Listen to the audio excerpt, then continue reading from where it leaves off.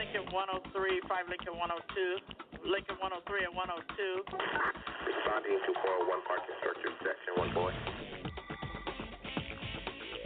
Henry 8, Henry 9. Respond to gate 437, Bravo, for your dignitary detail. 3K 911, unattended, 400 lower level, near Carousel 4, black bag. GTA in progress, 401 parking structure, section 4 boy. Responding to 401 parking structure, section 1 boy. 415 passenger onboard aircraft. Control 2 Franklin in a row. 484 suspect is female, Hispanic, 28 years of age, blue jeans, no further. Control 5 Frank 401 is en route.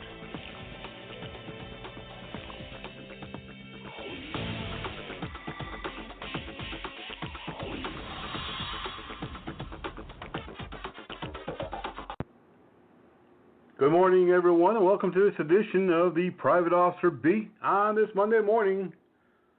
Yep, another wet, rainy, cold, icy, sunny, foggy, just another day wherever you might be in this country or in other countries.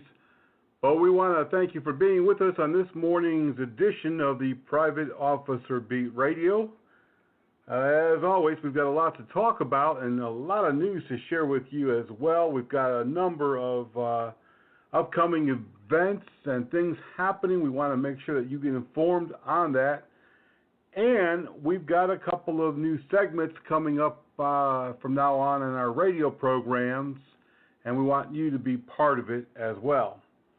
Now, for those of you who are subscribers to our newsletters, you may have seen recently where we put out a survey for you to be able to chime in and tell us what you like about our newsletters, our radio shows, our website, social media, and so forth. If you haven't received that, you can simply send us an email, helpdesk@privateofficer.com, and you can tell us what you like about the radio program, what you'd like to see change, what you like about the newsletter, social media, websites, whatever. Tell us what you think about Private Officer. We're inviting your criticism and your comments, good, bad, ugly, or indifferent.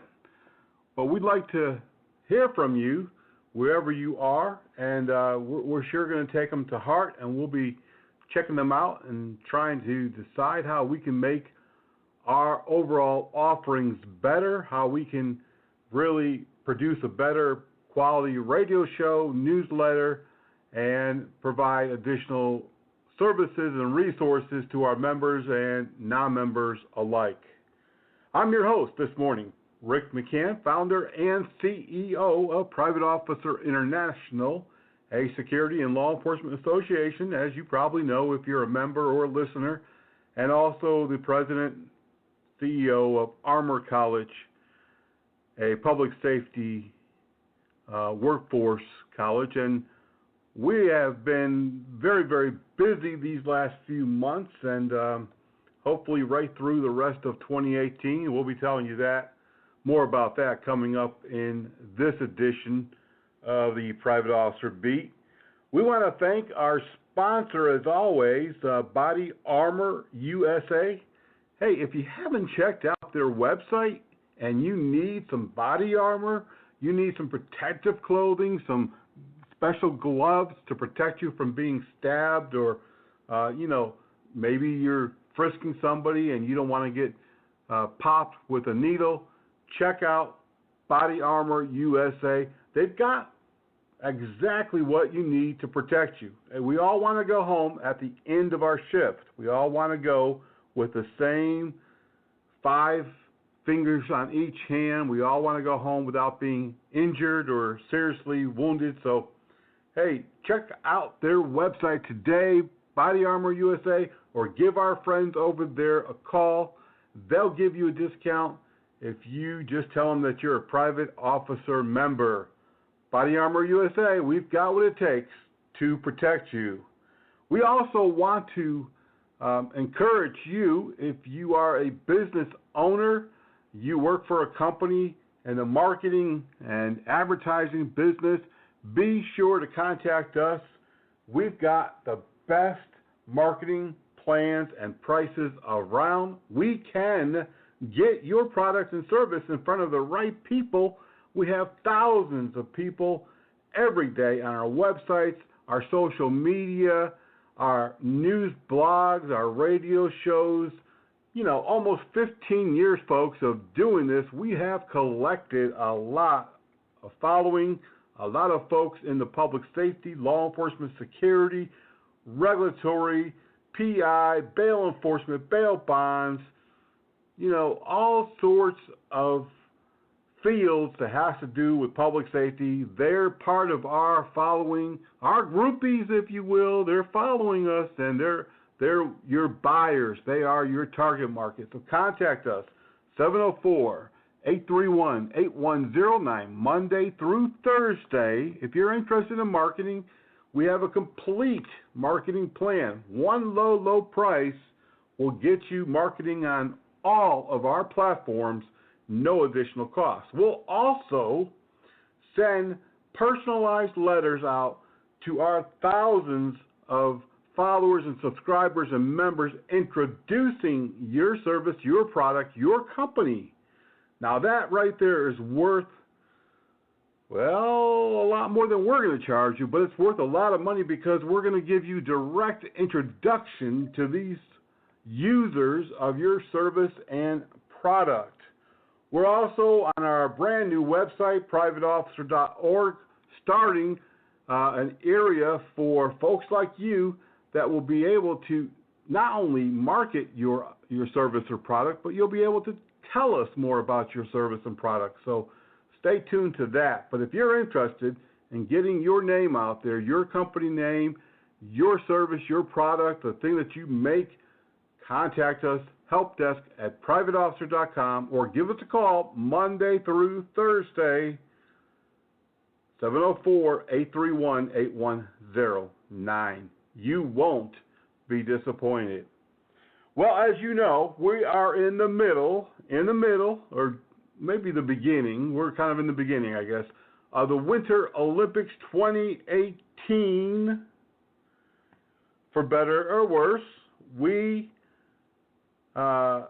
just in the last 24 hours have had some contact with security personnel who are at the Winter Olympics. They say that there's been a number of problems that they've run into, some areas not secured, some areas not properly put together for security. There's also been, just before the Olympics started, a day or so before, there's been 1,200 security members that included both private security and law enforcement that had to be sent home, relieved of their duties because of the norovirus. That is a stomach virus often caught on cruise ships and often where large amounts of people are all together and participating in food and so forth. And often it's brought upon by unclean hands, human waste, being cross-contaminated into food, things like that. So it is easily caught through food, also other methods of transmission. And so anyways, these 1,200 people had to leave their security post before the Olympics ever started and head back home sick, and they had to be replaced. So there's always, anytime there's an Olympics or a major game of some sort, there's always going to be, situations like this that's going to happen, things that may or may not be preventable. We don't know, but it's just kind of part of what happens. Just like, Super Bowl games, this past Super Bowl game, there was a number of hiccups behind the scenes and security of the event, but the game went on. Everyone was safe. There was minimal arrest made, a couple of minor incidents. All was good. Could have been quite worse, of course. We could have been attacked by, people who want to do harm to us. We could have had terrorism. We could have had lone wolf attacks. We could have had a whole lot of things happen, but thankfully there were a lot of levels, a lot of layers of security there at the Super Bowl, as there is at the Olympics right now, and so everything kind of went smoothly. We had a lot of federal law enforcement, state law enforcement.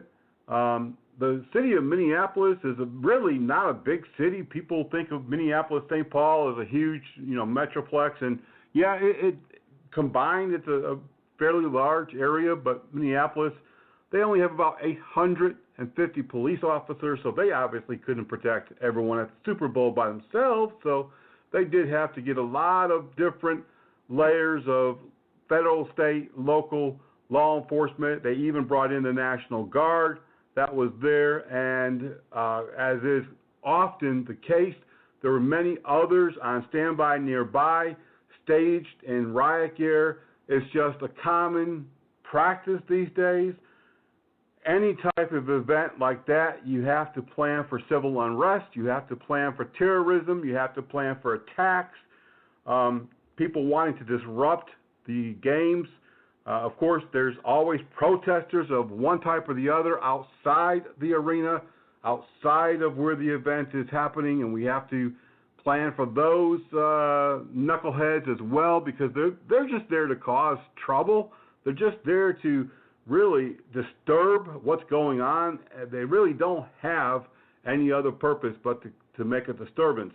Now, we see this time and time again at large events, sporting events, and so they do have to plan for a multitude of different scenarios happening: protest, terrorism, civil unrest, so on and so forth. While we're speaking about the civil unrest, I'm sure that most of you know that in Philadelphia, the night of the Super Bowl, they really wreaked havoc in the city. The police was somewhat semi-prepared for it. They had a large contingency of law enforcement. They had riot-geared police ready, but for whatever purpose, whatever reason, they only made minimal arrests. They didn't storm into the active area where cars were being overturned, windows were being smashed. I even saw where a hotel canopy collapsed with under the weight of many people up there dancing around. There was a lot of chaos, catastrophe, mayhem, and riotous type of activity, but police kind of laid back and didn't really come in and show their strength the way that they should have. And there's a lot of debate about why they did that. Many people are not happy. The citizens of Philadelphia, the business owners downtown, definitely not happy. I've seen it myself in Nashville, Tennessee. I've seen it in Charlotte, North Carolina. I've seen it in other cities.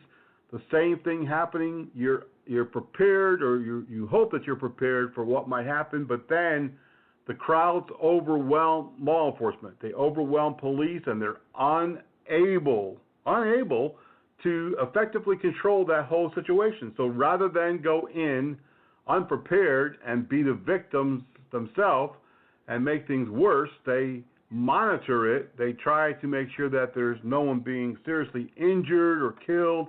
They try to make sure that it's just property damage for the most part, and they control it that way. Very unfortunate. We see that frequently with college games. We see it with the national World Series. We see it with sporting events. We see it with all sorts of situations.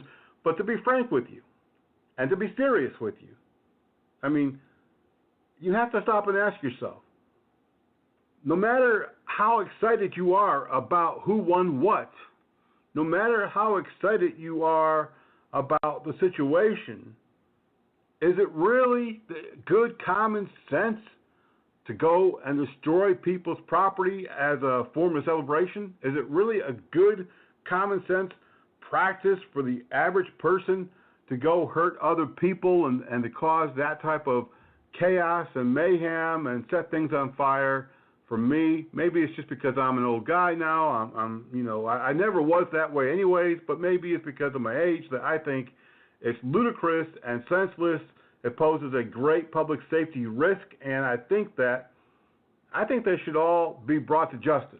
And I think that as we saw a year ago or so in Charlotte, North Carolina, when we had protests here, police wasn't quite prepared to handle it the first couple of nights, but then they geared up, staffed up, they got enough people in where they not only handled it, but they started making some heavy-duty arrests, and through their investigations department, they actually was able to identify about 100 of the protesters who caused property damage later on down the road, and they went out and made arrests of those people, which I think is the right thing to do. So a lot of things happening. If you're following Donald Trump's chaotic tweets and all of the situations happening with him, there's a lot of chaos in the country right now because of political things happening. Look around you. We are in the times right now when this country needs some serious security, some serious law enforcement, and we need to be proactive and ready for anything. Just like back in the 60s when, we had Black Panthers and other groups that blew up post offices, police departments, police vehicles. And I think that, we're at that point now, of course, and we just need to be prepared. And I think private security and law enforcement, you got to get your things together. You got to start working together better. You have to start preparing because victory is in the numbers. Victory is in the numbers. Law enforcement can only do so much. There's only so many cops. Security can only do so much. There's only so many security. Together, combined forces, just like they did at the Super Bowl, there's victory in those numbers. Before we go to our first break, very sad news. This past 5 days, 8 police officers have been killed in the line of duty. The latest one with a tribal police officer yesterday, and of course, 2 Westerville, Ohio police officers gunned down when answering what most people and even many cops say is a routine call. 911, hang up. I tell people, I tell my officers, I tell my students, we write and talk about it in our training all the time. There is no such thing as a routine call. There is no such thing as a routine traffic stop. There is no such thing as a routine citizen contact because you never know. You never know what's going to happen, what the intent of those persons are. You just don't know what's in front of you until you can identify all of the players and all of the situation. Unfortunately, in Westerville, Ohio, just outside of Columbus, 2 police officers answering 911 hang up were ambushed by a person and shot to death. Just hours before that, outside of Atlanta, Georgia, in Henry County, a city police officer responding to assist a couple of deputies serving an arrest warrant is shot to death while trying to take the suspect into custody. He opened fire. He shot several deputies and killed the police officer. We've had a reserve police officer die in a fiery crash on the way to training, and we've had several other officers die in the past 5 days. It is very tragic to see fallen officers one after the other, whether they be public law enforcement or private security. I don't want to jinx our security industry by saying that, things have been a little slow in the security end of it. We've had a couple of deaths this month so far, but overall, it's been kind of a slow start to the year, thank goodness. And hopefully it will continue on that trend. But as you probably know, if you keep track of the statistics through Private Officer International, law enforcement and security injuries and deaths have skyrocketed, literally, in the last couple of years.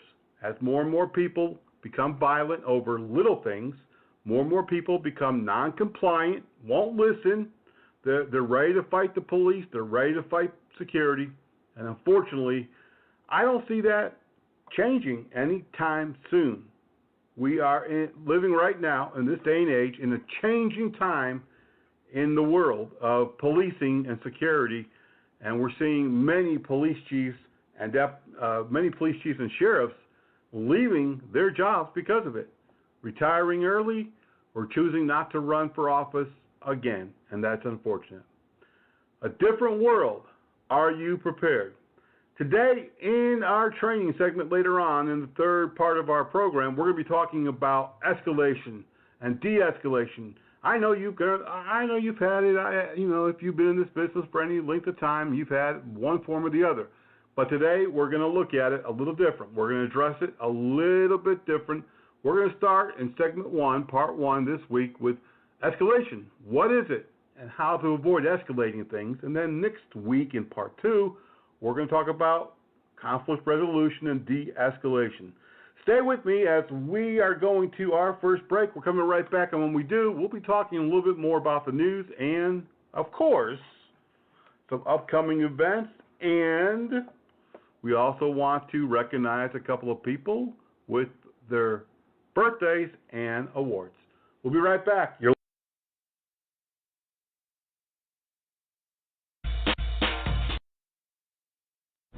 Slow down. Slow down and move over. And move over.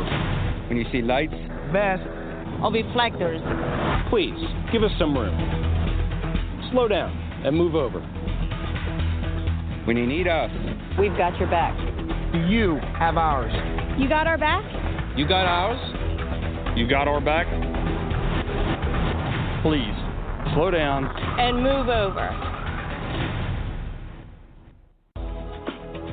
HirePatriots.com is a free website where you can help our active, reserve, veteran military and their families by letting them help you.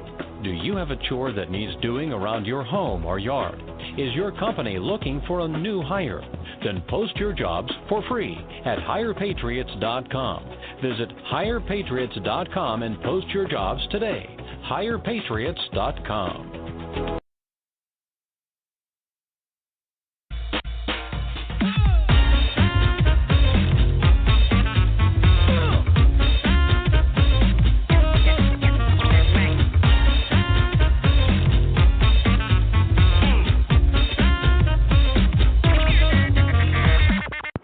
We are back with you on this Monday on the Private Officer Beat. Glad that you are hanging in there with us. We have a lot of things that we want to talk about. You know what I find? I find that the more that we are doing here at POI and Armor, the more stuff that we're involved in, the less time that I have to tell you about it all on the radio. We can't just fit it in like we used to. It's just like, I don't know. We just don't have the time. But we do have a lot of things to share with you. We want to make sure that you're aware that we have a great social media following. Join us on Facebook. Every day we share the news. We talk about the situations. We have great conversations often. And be sure to be part of that. And, of course, follow us on Twitter. All that you have to do is go to our main website, privateofficer.org, and follow us right there. That way you don't have to go to all these other social media platforms, if you know what I mean. But Facebook and Twitter, they're our main leading social media platforms. You can also, of course, follow our news right there, and you can check us out on some of the other social media platforms that we are part of, although Facebook and Twitter is, I think, the primary. We have a lot of things happening. Be sure that you participate. We have openings right now on our advisory board committee. If you'd like to be an advisory board committee member, please send us an email, helpdesk@privateofficer.com. You do have to be a POI member. We're also looking for committee members for the awards committee and also for general miscellaneous service committee, just that committee gets involved in all sorts of things. Send us your email at helpdesk@privateofficer.com. helpdesk@privateofficer.com. A lot of things in the news, and we often don't have the time on the radio program to share everything with you, of course, but we do want to share some of the content that's been happening over the last few days. Like I just mentioned, the 8 police officers killed in just 5 days. Unbelievable. And hopefully that will slow down. Police in Terrebonne Parish, Louisiana, say they've arrested 3 men. Robert Lee Johnson was the last one taken into custody. Jamal Anthony Sims also taken into custody. These men robbed a casino in Terrebonne Parish and assaulted the security officer. In fact, they struck him several times in the head while they were robbing the casino, and they've been taken into custody. Police say that they've made an arrest. This was a situation where security was involved in a chase of a shoplifter. He pulled out a gun. This happened in Tampa, and they have taken the suspect in custody. Also this week, a security company owner in Jupiter, Florida, found out that he was a victim of crime. Although he lived in a quiet seaside community, gated community, he and his daughter was a victim of a burglary to their vehicles, even though they had cameras around their home. There really is no safe place. Gated communities are not really that safe. All they do is prevent the vehicle from entering. In Buffalo, New York, police there say Riverside High School has been arrested. A Riverside High School student, not the high school, was arrested this week after a teacher and a security officer was injured breaking up a fight. Police say that the 16-year-old was fighting with another student in the cafeteria when he allegedly assaulted both the security officer as well as a teacher, and he's been taken into custody and charged with third-degree assault, harassment, and several other charges. As a juvenile, he'll probably won't face anything serious, but we are seeing a lot more of these assaults occurring in the schools. Maybe that's why there's an article last week from Barbados saying that the government is considering some drastic changes of security officers stationed at the schools because they refuse to break up fights among students. They say it's not part of their job description. And so no matter what type of fight is happening, they don't get involved. And now the government is considering making some changes that make it mandatory that security officers get involved in those type of situations. Baldwin Park, California, a 66-year-old man with a walker stabbed a grocery store security officer who refused, after the store refused to sell him alcohol, and the security officer tried to escort him out of the store. The senior citizen was arrested and charged with aggravated assault at the Vallarta supermarket in Baldwin Park. Again, it really does show you that no matter the age of the person, whether they are, 15 or 75, they are capable of not only assaulting but injuring or even killing you. And that's why you have to approach every person, every time like they have the intent to harm you until you know otherwise. Ocala, Florida, Kmart Loss Prevention nabbed an employee for stealing $6,000 from the store. Amber Martin, 39 of Ocala, Florida, said that she was a single mother just trying to take care of her kids. That's not quite the way that you do it, folks. She's been released on a $5,000 bond pending her court. 2 Madison, Wisconsin security officers were assaulted and injured Thursday morning when they tried to escort a disorderly trespassing person off from the property. One security officer obtained a concussion. David Harris, 35, of Stanley, Wisconsin, has been charged with battery, disorderly conduct, unlawful trespass, resisting, obstructing. Now, it just so happened that this incident, which occurred at the Crown Plaza Hotel on Washington Avenue, was under contract by one of our longtime POI members who owns a security company. He said that the suspect told police that they were lucky he didn't get a hold of their guns because it would have been worse. Both security officers are okay, and the suspect is still in jail. A shoplifter in Macomb, Mississippi, has been arrested after pulling a gun on loss prevention at Walmart during a shoplifting incident. Police say that he put several items into a backpack, and as he was attempted to flee, loss prevention agents stopped him.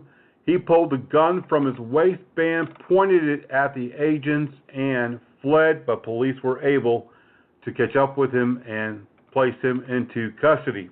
Last week in Indio, California, a Brinks armored truck security officer unfortunately was involved in a shootout with a robbery suspect that tried to rob him. Two men jumped out of their vehicle and tried to rob the Brinks armored car while they were working on an ATM at the Wells Fargo at Highway 111 and Monroe Street there in Indio. They fled during the shootout. Now, one of the robbery suspects actually committed suicide, and the second one was taken into custody by police. A man who accidentally shot himself in the parking lot of a Kentucky mall has been arrested. Paducah police say that Brent W. Dixon, 35, of Paducah, was found with a gunshot wound in his leg. But when police conducted a computer check, it showed that he had outstanding arrest warrants and that he was a felon and could not have firearms. So, all around bad day for Mr. Dixon. Police took him to the hospital and then took him to jail.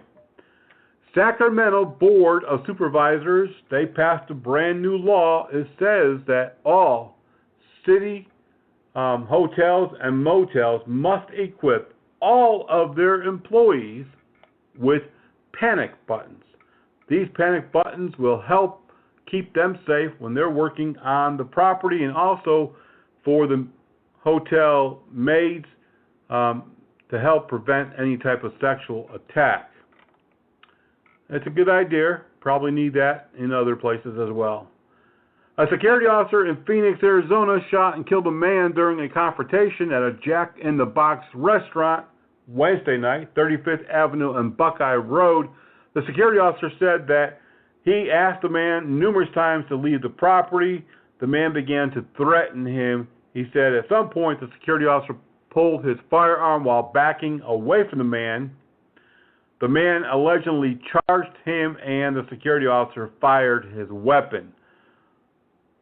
The man, identified as a 64-year-old male, did die at the scene. Now, right now, this security officer is under investigation by police and the county attorney. There is a good likelihood he will be charged. We'll see.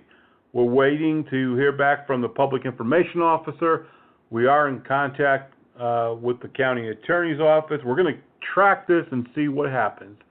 In Key West, Florida, a bouncer there has been arrested after he knocked an unruly bar patron to the ground, where he struck his head and was knocked unconscious and now has a head bleed. Brett Lamar Howard Jr. was airlifted to Ryder Trauma Center in Miami with a brain bleed, and Nathan Daniel Rogers, 31, has been arrested for felony battery in this incident. It doesn't say that the man attacked him. It just says he was unruly, and again, you know, when you're looking at news articles, sometimes they are not very in-depth, and sometimes they don't give all the details. as is written right there, the bouncer may or may not have had justification in defending himself. We'll see. Again, another case we'll have to watch. There's a lot more news on our website. Go to privateofficer.org and join our newsletter and news alert. And, of course, follow our news blog every day for up-to-the-moment news. Thankfully, our news staff does a heck of a job 24/7, even during the holidays, tracking the news as well as writing news articles. So be sure to check them out today. We want to say a very happy birthday. And before we do that, be sure to send us your birthdays, your promotion announcements. If you've received any awards, be sure to send those to helpdesk@privateofficer.com. Helpdesk@privateofficer.com. We want to say a happy birthday to Scott Valero, 35, a 8-year security officer, and we want to say happy birthday to Nancy Priscello,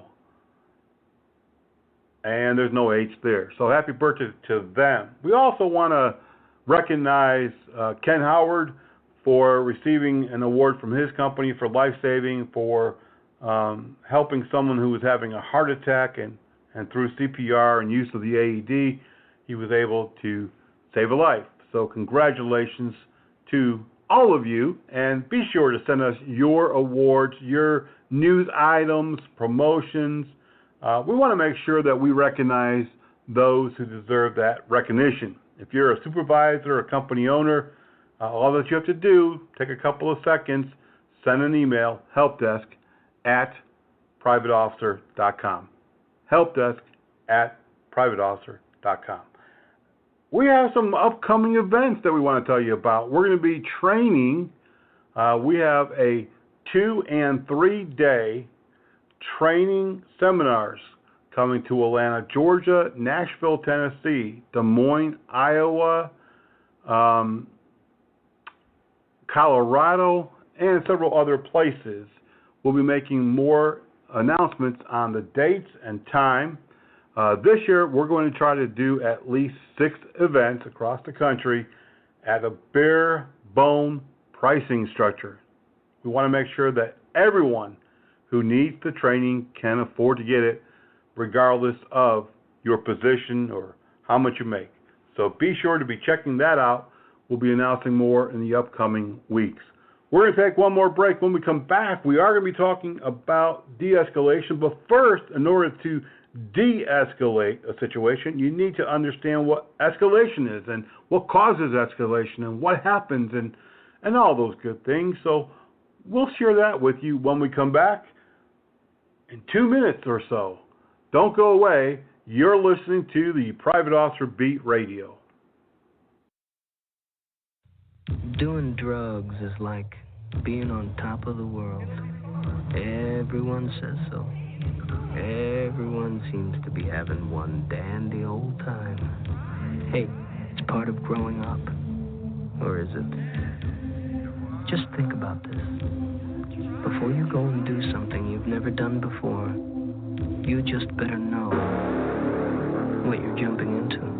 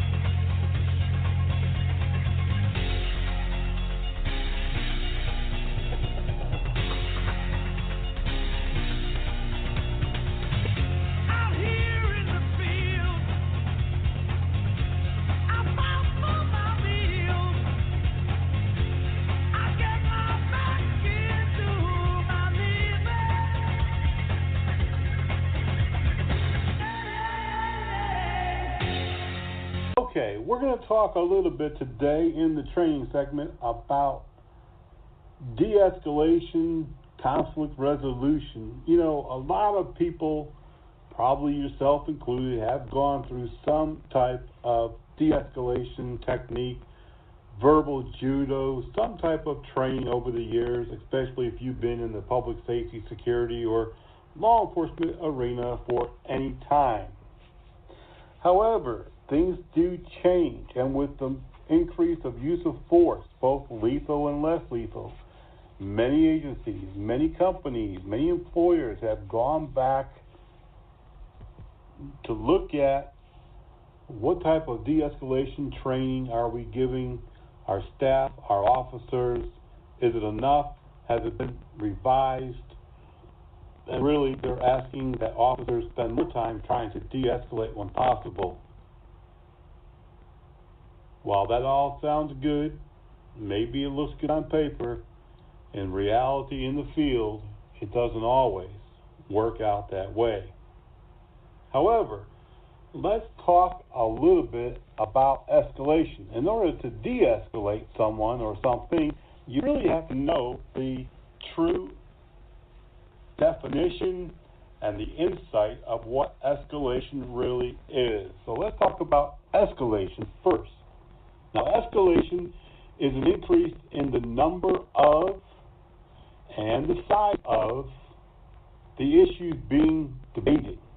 In other words, it may start off small, and through the conversation, as more and more comes forward, more information, the issue begins to grow. So what began as a one-item issue that's being debated now is multiple items being kicked in there, thrown in there.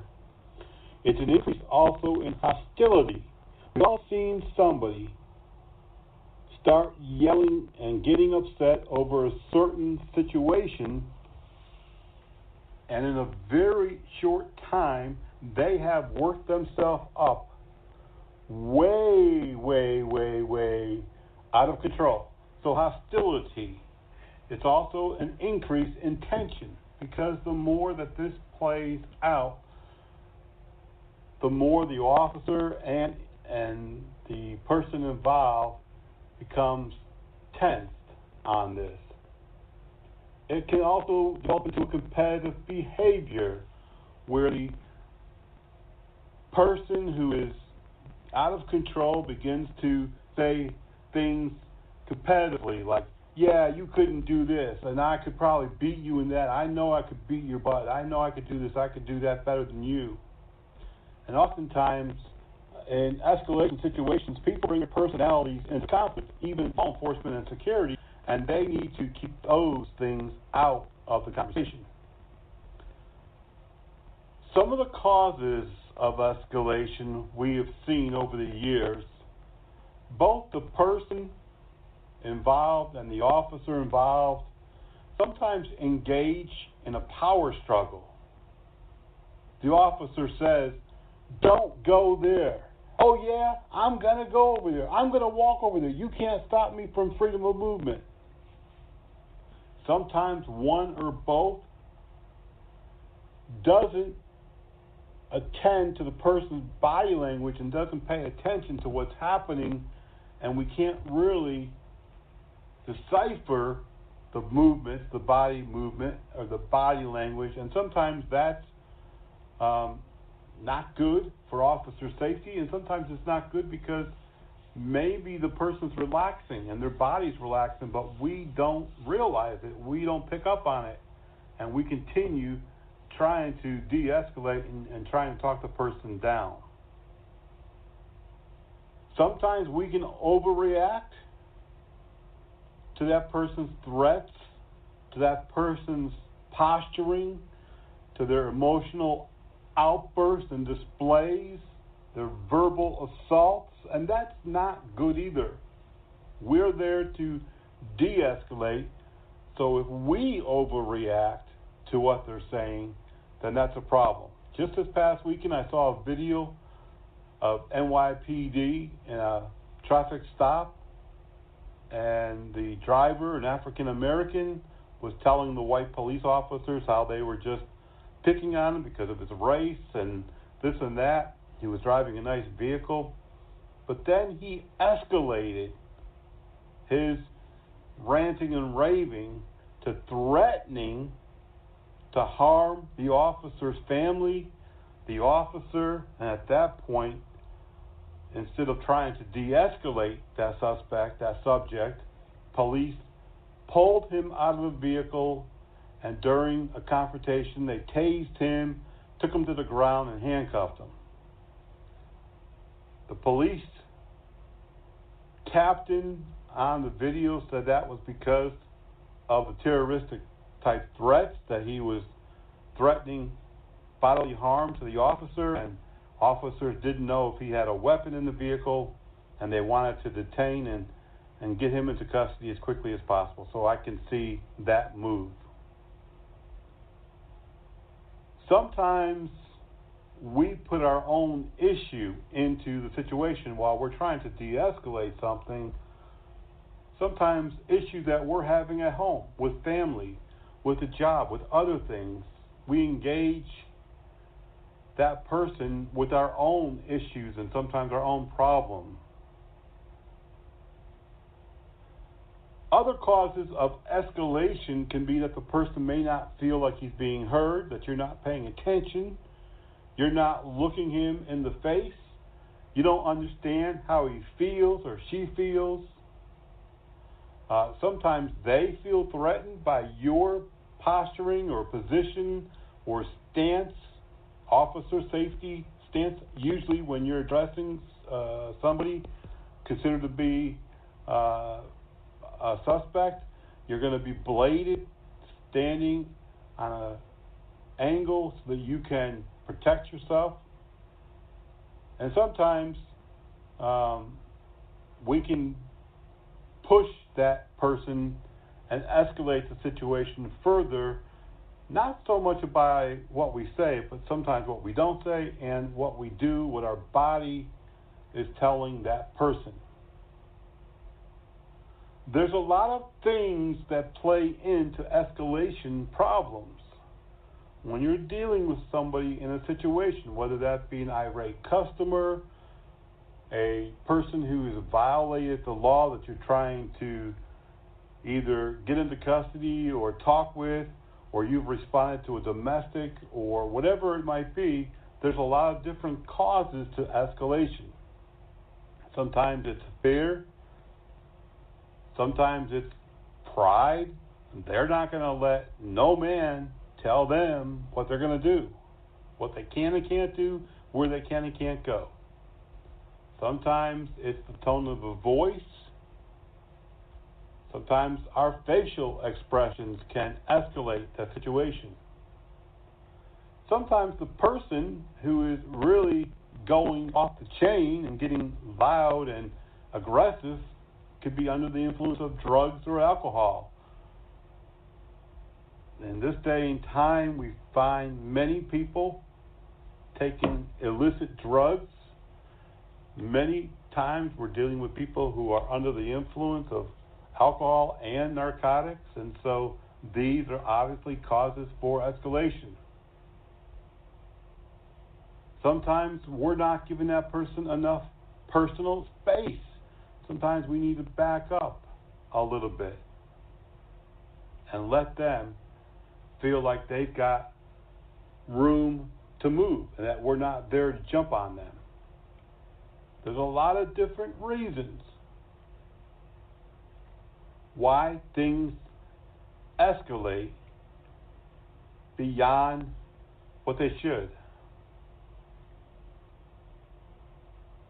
There are some early warning signs when a person is going to be escalating, and it's going to tell you ahead of time to be careful and make sure that you are aware of your surrounding and situation.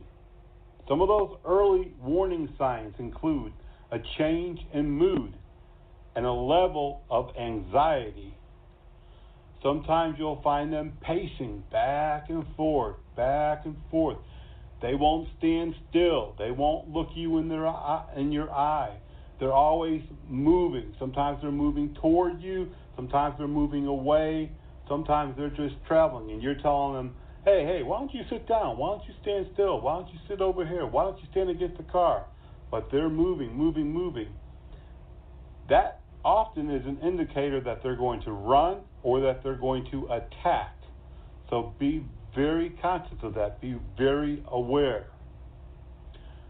Changes in their baseline behavior. In EMS, when we arrive on the scene, we get baseline readings of the person. We check their pulse. We check their heartbeat, their respirations. We're checking basics. We're setting up a baseline. That way, if something changes while we're treating them, suddenly their heart begins to race, or they don't take in as much oxygen as they were, we know that the baseline is off.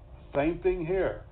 You'll see changes in their baseline behavior, the way that they were behaving. Either suddenly they get extremely agitated, violent, or they become very silent because now they are thinking and planning in their head about either escaping or attacking.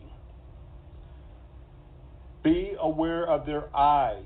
Be watchful. Scan. Make sure that you are assessing all of these behaviors. It's a lot to take in. Imminent danger signs often include the face becomes pale or flush, their lips tighten over their teeth, sometimes their eyebrows will drop to cover and protect their eyes. They break their stare, and then they look at intended target, you. They look directly all of a sudden. We can also oftentimes see that their breathing becomes rapid and deep. They're clenching their fist. Their stance goes from a square to a bladed. Their body movement may stop, or they're rocking on their heel to toe. And often they will lower their entire body down like a cougar, like a cat, to lunge at you, to be able to sprint and jump. We have to take all of these things into consideration. The goal of de-escalation really is to build just rapid rapport with that person and get a sense of being connected with that agitated person in order to reduce that likelihood of further escalation from verbal to physical violence. This sense of connectiveness has to be quickly established through the specific use of verbal, psychological, and nonverbal techniques that emphasize controlling one's own emotional response to that threat while guiding the communication. You see, we're talking with them and we're letting them talk, but we're really guiding how that whole communication is going. And it takes practice, it takes experience, it doesn't happen overnight. We need to practice it and become proficient in being able to direct communication and to direct that person to the place that we want them to go. There's a lot of information when it comes to learning about de-escalation techniques or conflict resolution. But understanding the signs of escalation and what causes escalation is where it all begins.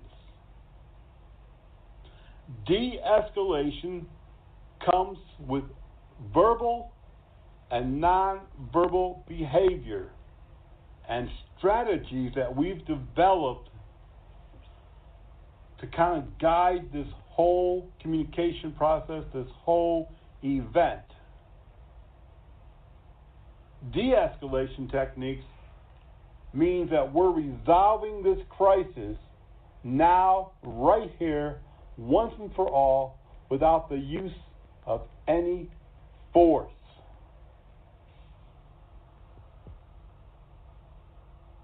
In part 2, we're going to talk further about de-escalation, about controlling the subject and the event, about awareness and assessment, and further de-escalation techniques. That's going to conclude this week's Private Officer Beat radio show, but next week we're going to wrap up part 2 of understanding escalation and becoming masters of de-escalation communication and techniques. Until we meet again, be blessed, be safe, and we'll see you here on the radio.